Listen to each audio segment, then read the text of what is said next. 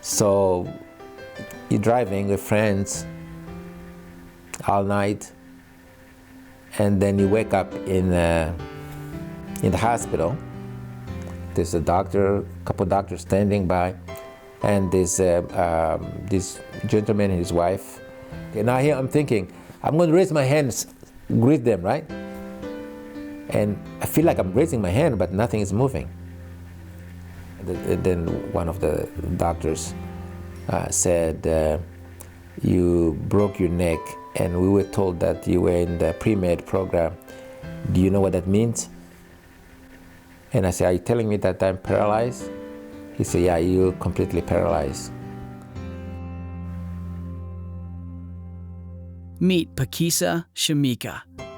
While studying at Fresno Pacific, Pakisa was rendered a quadriplegic in an auto accident in Oregon.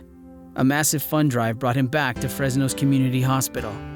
In 1978, he graduated from Fresno Pacific with a degree in natural sciences. He then earned a master's degree in public health at Loma Linda University. He and his wife attended seminary in Fresno, and then Pakisa went on to earn his PhD back at Loma Linda. His career is recognized internationally for his expertise on world public health issues. His inspiring life story has impacted and moved thousands.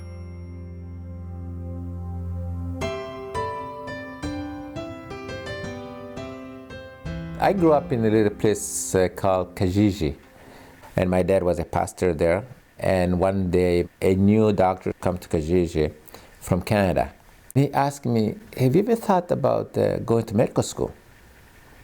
And I said, no, I really love to do mechanic. And he said, wait, listen, if you can do mechanic, if you want to do mechanic, you can do the same thing on people. Rather than repairing the vehicles, you repair the people.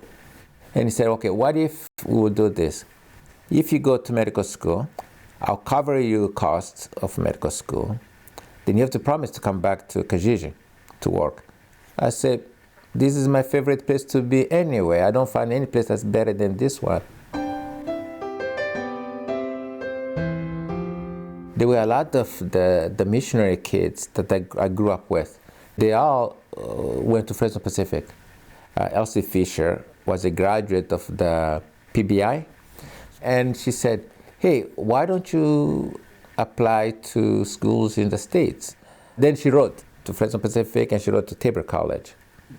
Then I got a letter from Fresno Pacific. It says, we'll be happy to have you, and we will welcome your presence on our campus. I arrived here like on a Friday, I think, Friday night. And Saturday, I asked, do you know if there are Mennonite Brethren churches around here? So that the very first Sunday, I came to Butler Church. Wes and Henriks came and asked me, do you have a place to go for lunch? And that couple ended up adopting me for the whole time. So I was provided a home away from home, from the science department, on the soccer team, on my mentor groups, and also a real family adopting me. One of the hardest decisions I made in my life was to get off the soccer team. I sat down with my pastor and Gary Nactigo and Dalton Reimer, and I sat down with them and said, I am really struggling, but I cannot play soccer and then do well in school and also work. I'm going to let go of the soccer team. Yeah, 1976 was also the year that I had decided that rather than going to apply for medical school here, maybe I should consider going to Europe. And then 3 weeks from the time I was supposed to leave to go medical school, that's when I got involved in a car accident.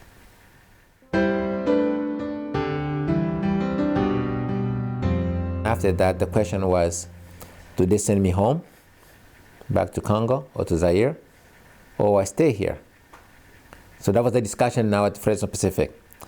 So this guy without any insurance What are we going to do? Well, the same guy, Gary Nactigal, who welcomed me to Fresno, and he's the one who flew to see how I was doing and spent a couple of days, and then comes back to Fresno and say, we cannot send him home. When I left home, we had a prayer time in the family, and my mom told me this: just remember that God is always going to be there with you. So because of that confidence from my parents, as a blessing they gave me, even I'm on a wheelchair, God is going to provide me a way of serving my people back home.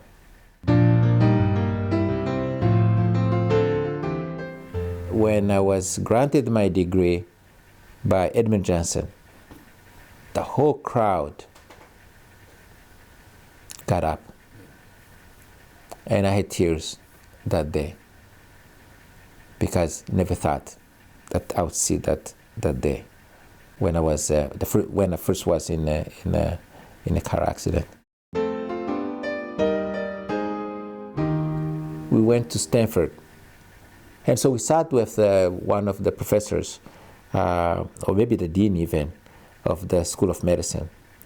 And then I asked him, I said, I want to be something that would be with people.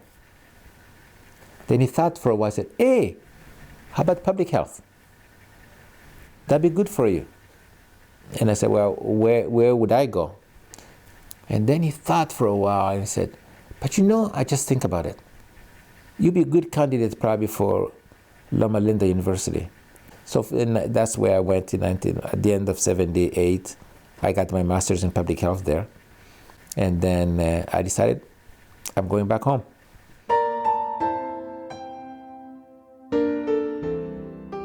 In 2002, my mother had died in Kinshasa, where we left her. And she died basically because of poor health services. So we decided to start a foundation or nonprofit in her honor. So we founded the Mama Makeka House of Hope. And that's where we want to have people come and work on transfer of technology, basic skills with the folks in the Congo because the country is at the rebuilding after several years of war and conflict and so forth. We want to develop space where we can invite young people to come and work and serve. I have realized in a way probably that's difficult to explain about how my life at FPU follows me wherever I go. Everywhere I have been, I went to Loma Linda. In my classes I was taking at Loma Linda, I was reflecting on them all based on that Fresno Pacific idea. And once that goes in your brain, it goes in your blood, it doesn't go away. It's a sense of being together with other people, sharing the space, being vulnerable, basically. So for me, I think it's not the institution as such, but the people. We're part of that institution. I think that I carry with me to the point where now when I founded Mama Makeka of Hope, who is on board? Gary Nactigal, Dalton Reimer, who is the chair, and so forth. So I go back to those people that I knew from Fresno Pacific.